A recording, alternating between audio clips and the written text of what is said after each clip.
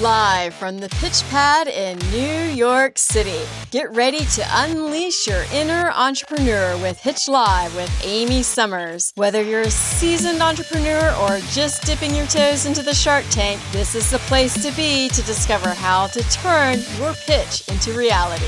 Fasten your seatbelts, pitch stars, because the spotlight is on you and we are about to make success happen.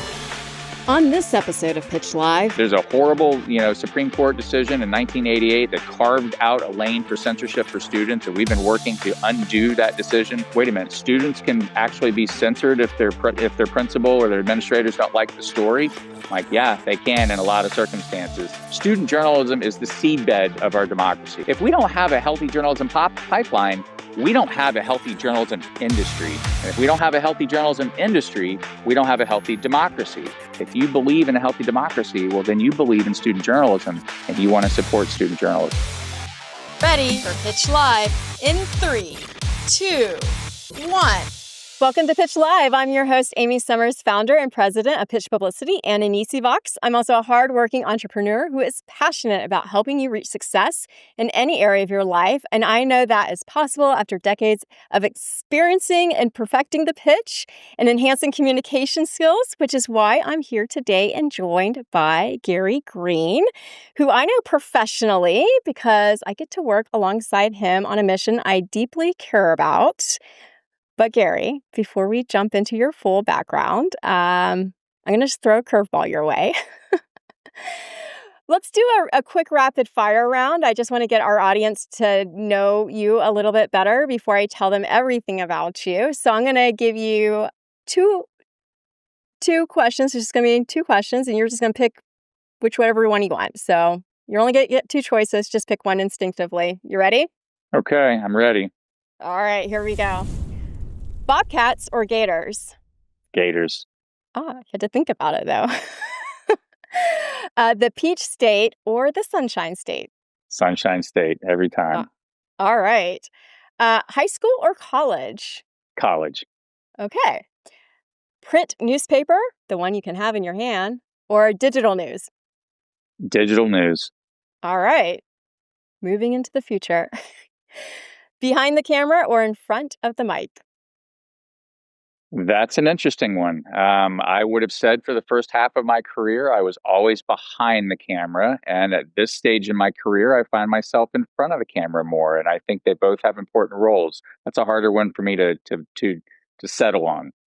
Well, today you are in front of the mic, so we will settle on that one. Yes. Gary Green is the executive director of the Student Press Law Center, the nation's only legal organization devoted exclusively to defending and advancing the free press rights of student journalists. I serve on Gary's board of directors at the Student Press Law Center. And for more than 50 years, this organization has helped students and educators navigate the law, strengthen their reporting, and stand up for press freedom. Gary and I also share a special bond as fellow alumni of the University of Florida College of Journalism and Communications. So yes, we have that Go Gators connection. Go Gators, Gary. Go Gators. Gary, before joining the Student Press Law Center in 2023, Gary led the Center for Sustainable Journalism at Kennesaw State University. And prior to that, he served as digital director of the University of Florida's Innovation News Center and deputy news director at WUFT, the NPR and PBS affiliate for North Central Florida, where he managed award-winning coverage across TV, radio, web, and social media. He also led major collaborations with the First Amendment Foundation, the National Freedom of Information Coalition, and statewide news organizations. He served as vice chair and board trustees for 6 years at Florida's First Amendment Foundation and currently serves on the advisory board of the Florida Center for Government Accountability and the Center for Community News. Earlier in his career, Gary spent nearly 2 decades as a photojournalist at newspapers, including the Orlando Sentinel and Akron Beacon Journal. And Gary's career has been all about telling important stories and protecting the people who tell them. And I can't wait to hear from you today. So welcome, Gary. Thanks for having me, Amy. And we always say this on this show, but we want to hear how you make success happen. And I know you've made success happen multiple times. But let's go back just to give people context here, especially because I have a lot of young professionals and students who watch this podcast. I want to go back to your time at Ohio University in Athens, where you did earn your Bachelor of Fine Arts degree. What did you imagine doing with that degree at that time? And then how did that vision kind of evolve for you? It was really somewhat luck, or maybe it was preordained and predetermined. I don't know which, but when I started looking at Ohio University as an undergraduate option, I had been taking some photography classes in high school, and I met an RA on my orientation day that started talking to me about photography and photojournalism, and happened to say, you know that Ohio University has a world-renowned photojournalism program, right? And I did not. And so I thought that sounded like a pretty fun way to get into college and probably a pretty cool career. So I went and met the director of the program at the time, and I learned that most of the other students in that program, that was their lifelong dream to go to Ohio University and take part in their visual communication program. It was affiliated with National Geographic. It was legendary, and I was a late bloomer in every sense of the word, but I got accepted into the program, and 4 years later, I was getting spit out into the journalism world as a photojournalist, and was pretty excited about where it was going to take me. But I don't know that when I walked onto the Athens campus that I really had a very clear idea what was going to happen those next 4 years. That's so interesting. I didn't know that about that university at all. So when you graduated, did you work in the field for a while as a photojournalist before heading to the University of Florida? For about 20 years, I worked for Okay. all kinds of newspapers and wire services. I worked for the smallest of small newspapers and worked my way up to, mid-sized metros and larger metros, and ended up covering, a lot of national news, working for various wire agencies, et cetera. But most of that time was spent in print newspapers before the digital disruption back in, the early 2000s. Do photojournalists at news outlets, do they pitch stories? Do you ever get to pitch a story as something that you want to cover? Yeah, in fact, that was one of the things I was most passionate about. There was probably both models, to where you had some photographers and photojournalists that would come in and just get their assignments, and were very happy to go out and shoot those assignments and work with other reporters. And then you had others on staff that really wanted to pitch their own stories and felt like they wanted to be part of the decision making at the newspaper. I really wanted visuals to have a seat at the table and have a larger discussion about the editorial strategy of the newspaper, and that was something I always prided myself in, as bringing stories to the table that could get on a Sunday A front, because that was really the most valuable real estate in the newspaper. Do you remember a particular story that you pitched that you're most proud of in those years? Oh gosh, I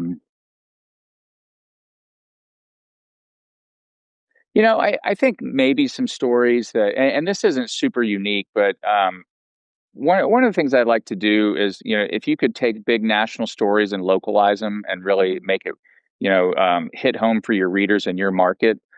During the housing collapse of 2008, I remember pitching some stories with a couple of writers in the newspaper that we spent a fair amount of time, several months, working on, really trying to show, the faces of the housing collapse and how that was impacting real people.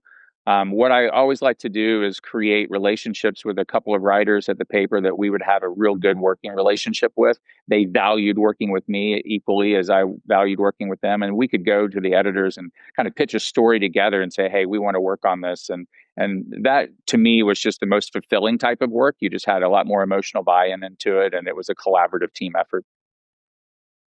Now, at what point did you say, because you said you were doing this for almost 20 years, when did you decide you wanted to get a master's? What made that decision to go get a master's in communications? Well, I mean, I had been at a number of newspapers. I had covered just about every story you could ever imagine. And the hard reality of it is I had watched just a series of layoffs impact almost every newspaper I worked at. Friends and colleagues who had spent their entire lives at newspapers were, losing their jobs at really critical times in their lives. And there was this prevailing sentiment of like, gosh, I really hope some smart people figure this out, because journalism is just way too important to not be around. And I was pretty young in my career, even though I had been in it for almost 20 years at that point. I wanted to be one of those people that was proactively trying to find solutions rather than just waiting and hoping that, maybe our paper would survive or maybe I wouldn't be in the next round of layoffs. So that started my exploration of master's programs. I did not know exactly what I wanted to do with that master's program, but I did know that I wanted to be part of the solution and I wanted to be just in control of my own career rather than just kind of sitting and waiting. I don't know at the time that I really understood the gravity of the situation and the decline of the print industry, but I knew it was getting worse every year, and I wanted to be in a position to do something about it. Can you give us a timeline of about approximately when this was, when you were having that feeling and when you went to UF? Yeah, I mean, I remember my first day of class in January of 2012. In fact, I remember the professor's class. That was Dr. Michael Leslie's at UF. I had not been in college in 20 years. There was no internet that was, widely accessible when I was in my undergrad. We did not use cell phones. We did not really even use computers for a lot of the work. I was terrified. I was absolutely terrified. And I remember just kind of raising my hand on that first day and telling everybody in class like how nervous I was to be there, and that when I was an undergrad, many of them had not been born yet, and that technology was very different. There was a steep learning curve, but it was a seminal moment in my life, and it really kind of recharged a whole another decade of learning and growth. So I'm so happy I went back to do that, but it was absolutely terrifying. And it was January 2012. I will never forget. So you physically were sitting in classes, you were an active student there at UF, and were most of the students much younger than you? Because you did this much later in your career. By far, yes. In fact, online learning was just starting to evolve. It wasn't really Okay. popular yet. I would commute from my job at the Orlando Sentinel in Orlando. I'd commute up to Gainesville once a week, stack my Wow. classes. So I'd take all my classes on one day, and then I'd go back to work the rest of the time. And the good thing about that is it allowed me to have one foot in academia and another foot in the field, and really apply those lessons back and forth, which was really advantageous to just learning and what I was trying to do. But yeah, there was a everybody in there was in my class was the age of my children. I felt like the old guy in the room. It was a different dynamic for sure. Just curious, but like, how did the professors interact with you? Did they kind of give you more credit because you were closer to their age or maybe even older than some of them? Or did it feel like you had to prove yourself a little bit harder? I don't think I had to prove myself a little bit harder. I think there's a little bit of life maturity that just comes with, a non-traditional student. So I brought that, I think, to the classroom and could help engage conversations in a way that maybe somebody who was a much younger point in their life wasn't able to do. But I didn't necessarily have it any easier. I think those professors were going to challenge me in different ways and make sure that just because I was coming in with a family and had been in the business for 20 years didn't mean that I was going to get a pass in Yeah. class. And that was good. I mean, it challenged me in ways that I wasn't being challenged in my day-to-day job. So it was good. I could see that. Here comes a student who's, their day job is working at the Orlando Sentinel, and now they're in my classroom. It could be a little intimidating for the professor too, actually. Yeah, I wondered about that. I mean, if it was, they never really showed that. But at the time, I remember I had just got done covering one of the biggest trials in the country, the Casey Anthony trial. Oh, yeah. You Um, did that? I did. And in fact, I ended Wow. up writing my thesis about that coverage, as well as the Orlando Sentinel's coverage of the George Zimmerman trial, who, if you remember, was Mhm. the man who had shot and killed Trayvon Martin. And so those were two huge national stories that were happening right before I entered into my program, and maybe even overlapped a little bit. So I was bringing some very relevant news coverage into the discussions. That's so interesting. So, all right. So and I think it's also ironic that you did have that experience because now you're running the Student Press Law Center. So you're all about students now. So I can see that you're very comfortable in the classroom. You were in the classroom with them not too long ago. What happened at during that time at UF? Maybe you were coming close to finalizing your master's, and what epiphany did you have that kind of steered you in your next direction for your career?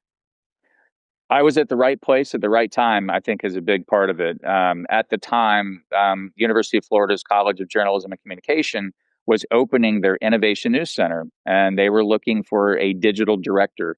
And I was graduating at the time and had built some strong relationships in the college, and they approached me and asked me to apply.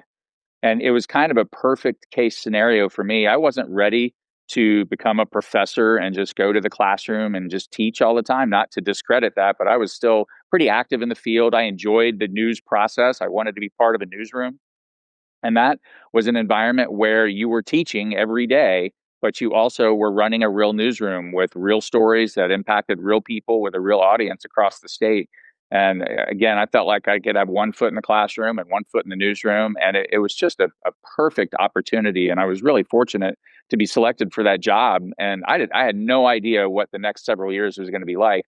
I just knew it was exciting. It was brand new. It was shiny. There was a lot of energy, a lot of innovation, and that to me kind of really encapsulated why I went back to school. We were trying to innovate in the journalism space and try to find solutions for the business. And that was an incubator for us to try to do that, working with young people.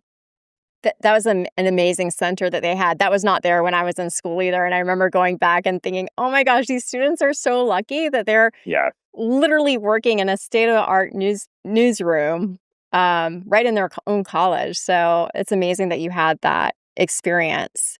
So now fast forward and bring us up to Student Press Law Center. How did this opportunity come back about, and why did you feel like, this organization was the right place for you? Well, let me close the gap just a hair, Amy. When I was at UF, we had been running that newsroom and really reporting to, a broad statewide audience. But we also launched a state house reporting program where we're sending students up to Tallahassee and then distributing their stories across the state. That program is called Fresh Take Florida, and it's still, it's still in existence today and is very effective and producing impactful work every semester. And I had an opportunity to come to Metro Atlanta at Kennesaw State University and launch a very similar program. At the time, the dean who hired me said, "We love what you're doing at Florida, and we would love if you could come to Georgia and create a similar program." So I did that, and that kind of opportunity to innovate and start something new and build it from scratch and get it up and running was really exciting. When a couple years later, when the Student Press Law Center job came open, one of my former colleagues, Frank Lamani, he was the director of the Breckner Center for Freedom of Information Project at UF. He was also a co-founder of Fresh Take Florida. He was the former executive director of the Student Press Law Center. So I saw that job opening come up, and I just called Frank and I said, "Boy, that job doesn't come open very often. That seems like a pretty good opportunity. What do you think?" And of course, he encouraged me to apply. And the way I looked at it at the time is I had a fairly decent success in the state of Florida working with students, and then in the state of Georgia. But coming to an organization like the Student Press Law Center allowed me to work at a national scale and really take that work and impact to students across the country, working with advisors and students in every state. And that was such a great opportunity, and it was just a chance to expand my work. So just so everybody knows exactly what the Student Press Law Center does, and I know I gave a little bit of it in your bio. Can you tell everybody what your day-to-day role is and what the mission of the Student Press Law Center is and what you're focused on currently?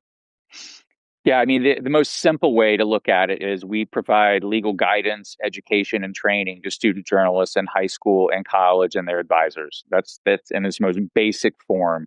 We advocate for student press freedoms. We help them advocate for their press freedoms in various states. But we really are that backstop to give them the courage and the confidence to produce powerful journalism for their communities. That's it in a nutshell. We want students to be able to report aggressively with the confidence of having an organization like ours in the background, knowing if they need us, we're there. But for a long time, we've also been just kind of viewed as the fire department, like we swoop in when problems arise.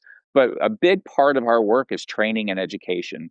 So we have all kinds of teaching modules. We do sessions across the country at various conferences for high school and college journalists, where we're training them about media law. We're empowering them to do really high level accountability journalism. And in some cases, the high school journalists that I meet, they're producing journalism that surpasses what I was doing early in my career as a professional. Some really, really powerful work.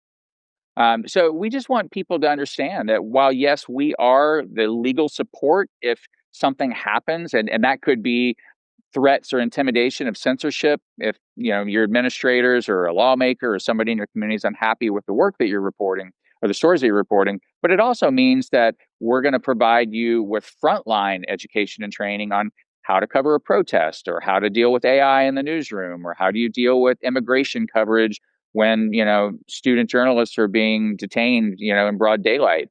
Those are some of the threats we dealt with last year. So we're really trying to balance it and make sure that the students on the front end know that they've got the education and training that they need, but then they also have the legal support and guidance on the back end if and when problems arise.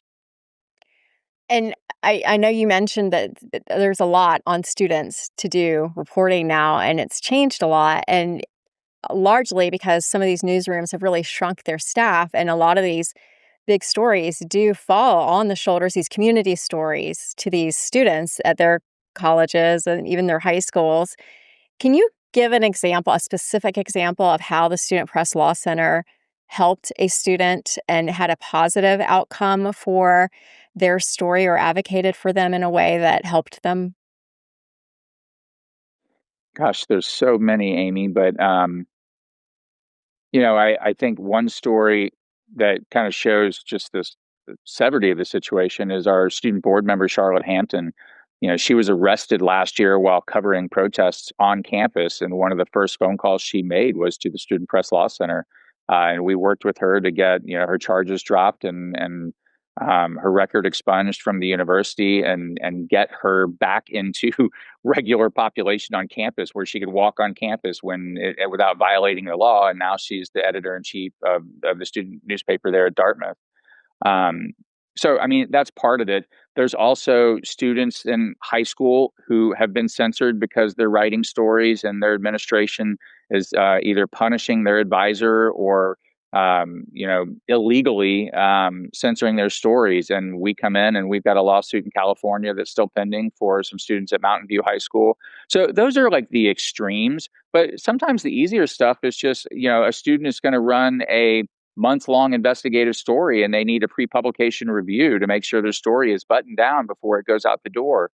It might also be a really, pretty easy question about libel, defamation, or copyright. And our legal team has a free legal hotline that any student journalist, any advisor can call, schedule some time with our attorneys, talk to them about their stories. So it's not always the student journalist was arrested while covering a story and they call us from jail and it's this monumental moment in their lives. Sometimes it's just like, hey, we've been working on a story for a long time and we want to make sure that before we publish it that it's legally sound, and we'll do our best to guide them in that.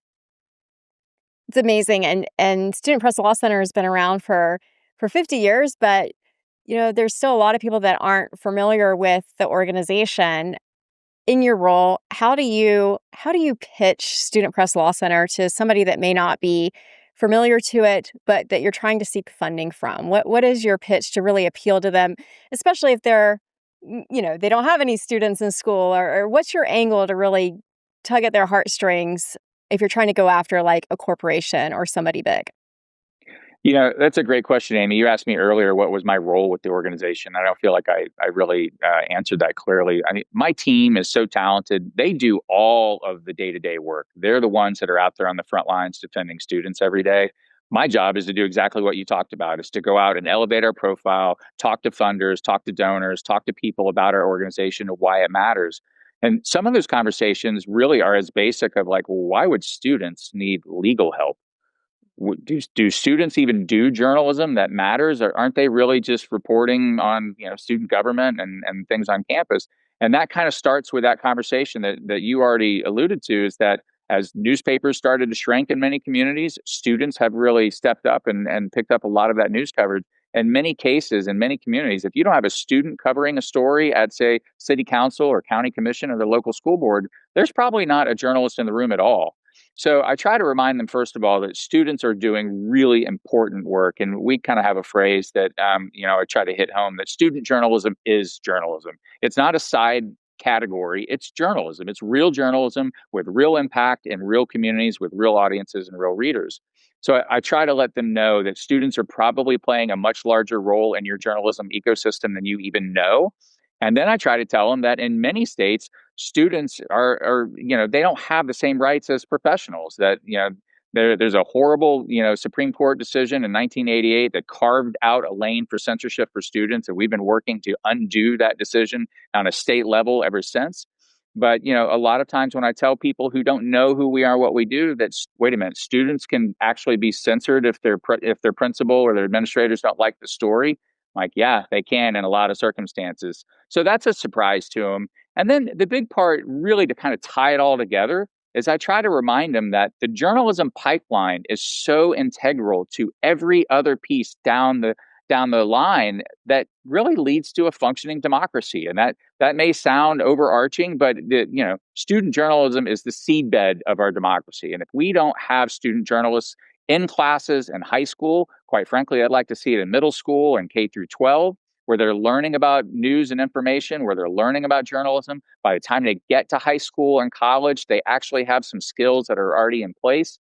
If we don't have a healthy journalism pipeline, we don't have a healthy journalism industry. And if we don't have a healthy journalism industry, we don't have a healthy democracy. So I try to tie those together when I'm talking to people to say, you know what, if you believe in a healthy democracy, well, then you believe in student journalism and you want to support student journalism. I think that's especially important, making sure that they're getting the proper training and education as journalists, because a lot of people criticize journalists today as being biased and not reporting news right. And these are all skill sets that they're really supposed to learn early on. Can you share with me some of the skill sets that you think are important for students to learn in their journalism journey? Like, what are some of the skills that they should be learning in school? And that's also a great question, Amy. So much of this is we want every student to be exposed to journalism and really even have some hands-on experience with journalism. But I don't believe for a minute that everybody who goes into a journalism class is going to become a professional journalist. What I'm hoping is that they become a lifelong news consumer because they understand how news and information systems work. They also become civically engaged in that process. They understand how their government works. They understand how city, county, state, and federal government works. They understand FOIA and open records. They understand they have the right to request information from their elected officials. But then they also, they learn how to research. They learn how to write and synthesize complex information. And this is one that I suspect you're going to be particularly pleased with, but they learn how to pitch.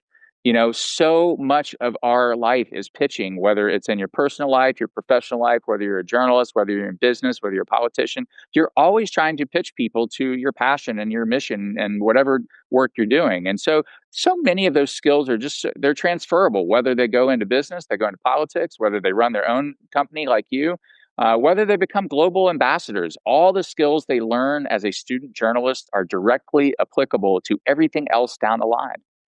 Yeah, I'm glad you brought that up about pitching because obviously in my career as a publicist and in PR, we're always seen as the one pitching journalists. But can you just share with us some scenarios in which journalists have to pitch, whether they're pitching someone to be part of a story or even pitching an editor to do a story? What are some of the various ways that they really have to get that skill tuned in?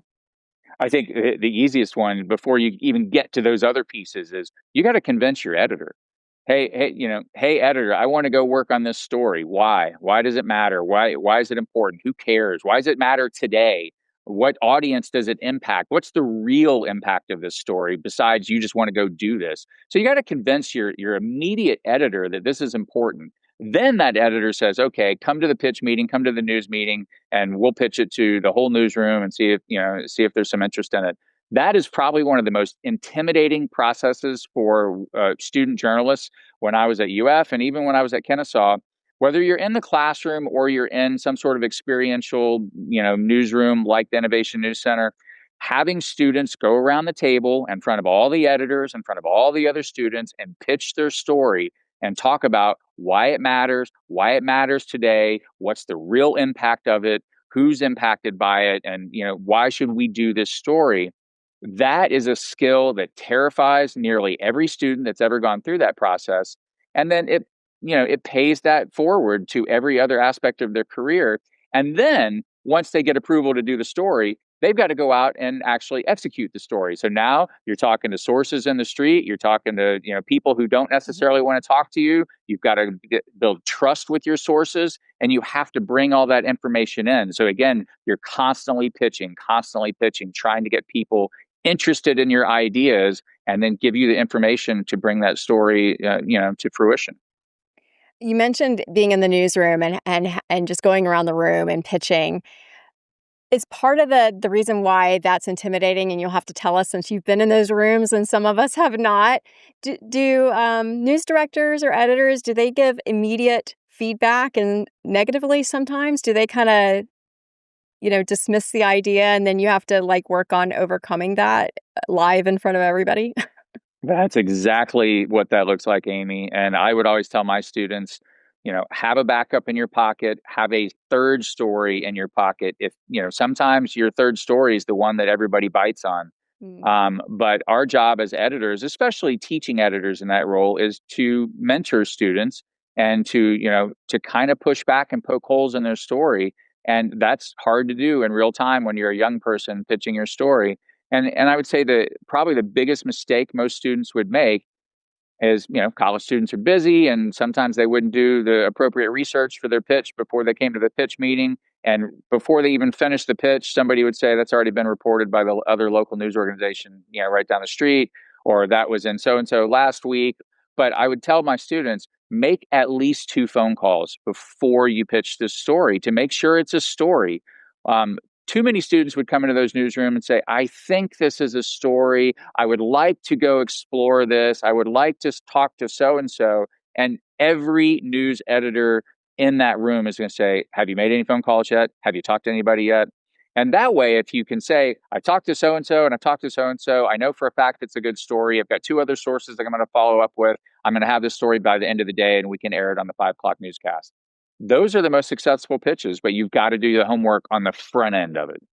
Don't skip the research step. Don't skip the research. Absolutely. Research is first. And then, too, I think that when you have the objection of, oh, well, maybe a competing paper or outlet covered that, you can maybe come back at that objection with, I know they covered it straight out the gate, but they didn't do an in-depth coverage, and I have XYZ source that can tell us a little bit more or something like that. If you do your research in advance, then you can overcome those objections a little bit easier. Yeah. What's new? What's evolved since Mm-hmm. it was originally reported? And one thing I think a lot of news organizations are not particularly good at because they're, resource strapped is they report a story and then they don't go back and update the audience what happened to it, and a couple weeks down the road. So we could always tell students, yeah, if it's already been reported, it doesn't mean the story's dead, but what's new? You can't just go re-report it because, that's the only story you could find. And, part of that is also building a healthy news diet for students. If they're only reading 1 or 2 news sources as part of their daily diet of news, they've got to expand that. They've got to read state, they've got to read local, they've got to read regional, they've got to read national and global. And they need to be on social media, they need to be in legacy, they need to be in broadcast, they need to be on radio. So they've got a really clear understanding of what's going on in the world. Now, I want to address something that might be a little touchy, but I know that the Student Press Law Center, I mean, they're not biased either way. How do you explain that? We're nonpartisan. I mean, You're free speech is nonpartisan. is red and blue. Everybody's speech is weighted equally. So we are not, a liberal or conservative organization. We literally are there to support everybody.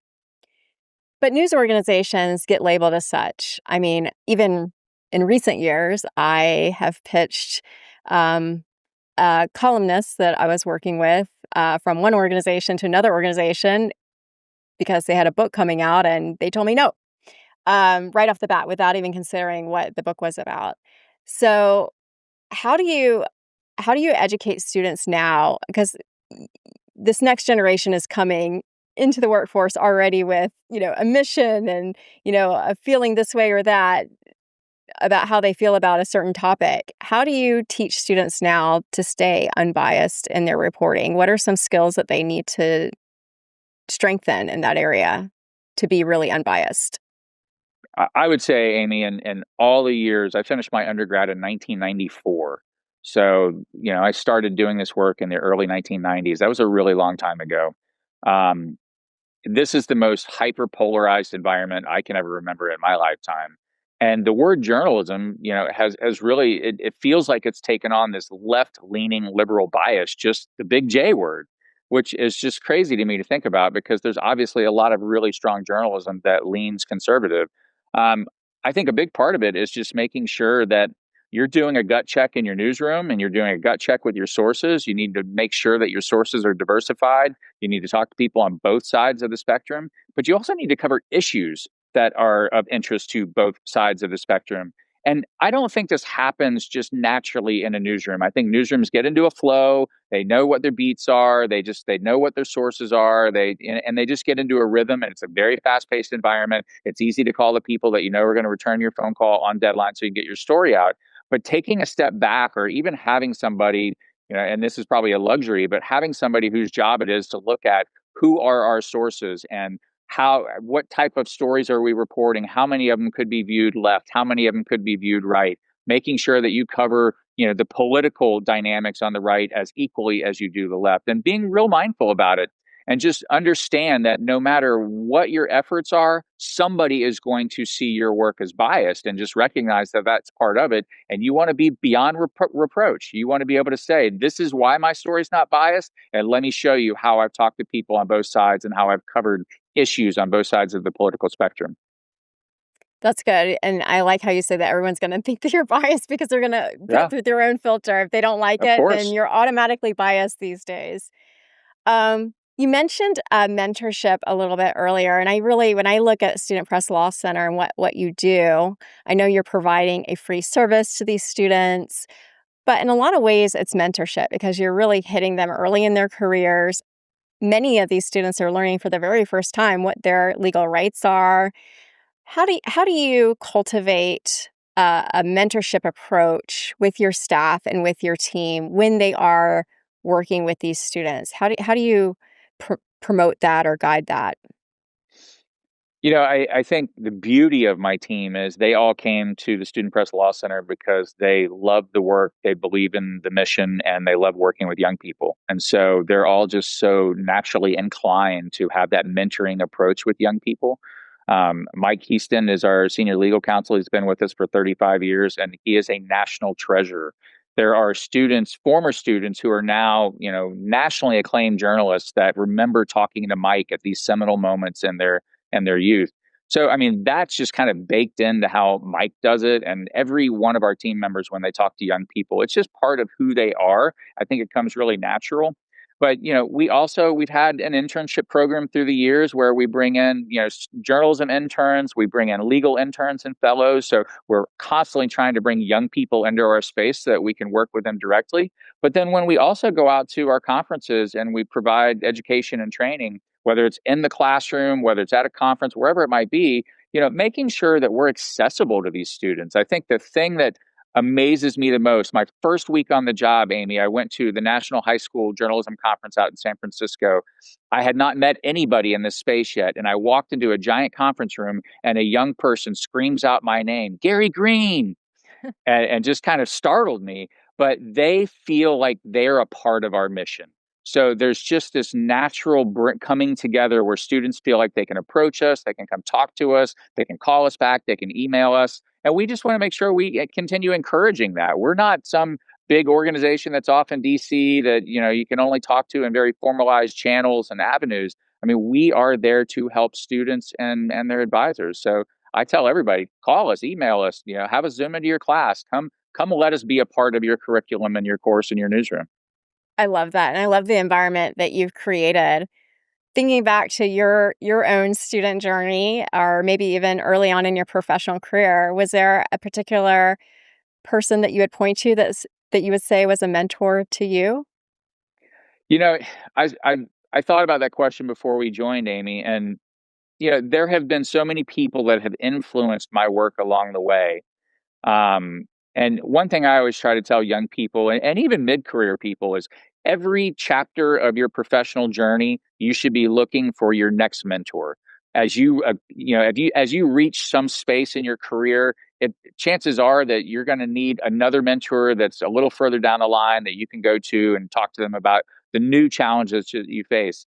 I was kind of lost as a young person. Like I said, I was a late bloomer, and I was trying to play catch up. And I was not confident. I was intimidated by some of the other students I was around. I was a little scared of some of my professors, and so I probably didn't make as good of use of them as I could have when I was an undergrad. But then once I got into newspapers, there would always be senior people on staff that I would go to and I would connect with. And just every step of the way as I went through my career, I'm always trying to find somebody. When I got into leadership, I knew I needed leadership mentoring. And so one of our board members, Myra Lowe, she was a mentor to me when I was at UF and continues to be a mentor to me today. But, I think it's really important that we think about how we grow as professionals and individuals to make sure that we're bringing new mentors into our space so that we're constantly growing and constantly pushing ourselves. Yes, that you're really creating more of a mentorship environment wherever you're working. And I love how you say that you can't really necessarily point to one person, but you had people along the way. I share that sentiment a lot. Like I remember early in my career, I would say I had no mentors, but when I think back now, it's really not true because I think that you're always getting mentored to some level, even if there's not a label on it, because you're constantly watching others and seeing how they do their craft, and you're influenced by that. So the more positive influences you have that help, give you a little lift, the better your career will be. When I was an intern, Amy, I interned 4 or 5 times before I got my first full time job. And what I loved about that was and I was a photographer at the time, so I would go onto a newspaper staff that might have 14, 15 photographers, which is just hard to imagine now. Sometimes they were probably even over 20. And what I loved was I could sit down with my portfolio and I would get something different from every single photographer on staff because they were all, really good at something different. They were a diverse staff. And then every paper you went to had a whole new team of photographers you could learn from.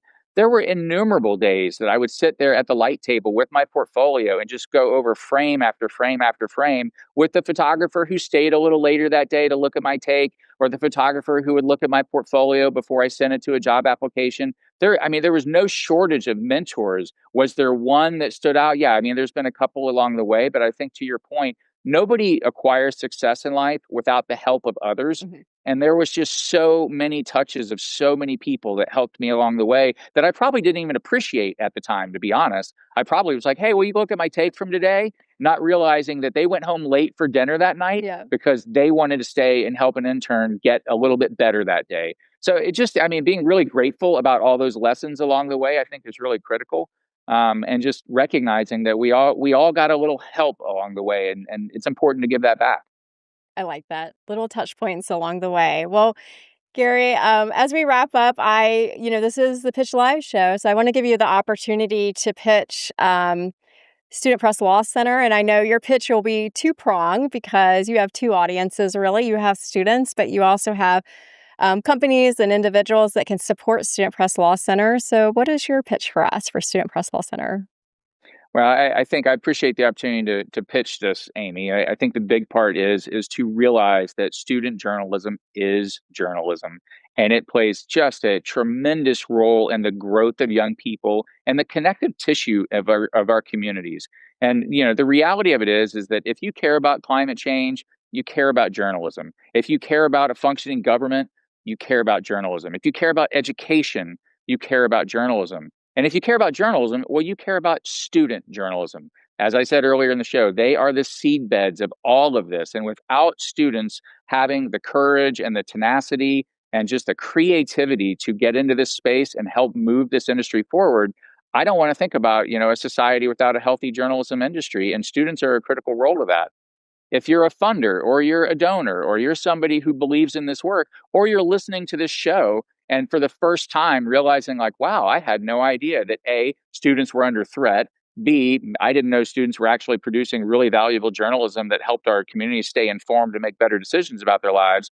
Well, reach out to SPLC. Go to splc.org. We have a giant donate button there. Email me, ggreen@splc.org. I'm the easiest person to find on the website. And talk to me about a donation. Talk to me about introducing me to a foundation or a company or a sponsor, somebody who might believe in our mission and want to help us. And everything we've talked about today, Amy, has been really positive. But let's be honest for a moment that this is a hard time for journalists. It's a hard time for the First Amendment. And our country's going through a moment right now. We need all the help and support that we can get. And I just ask anybody, if you believe in our mission, please reach out and help us grow this work because, we didn't talk about statistics at all, but our hotline calls were up 42% in 2 years.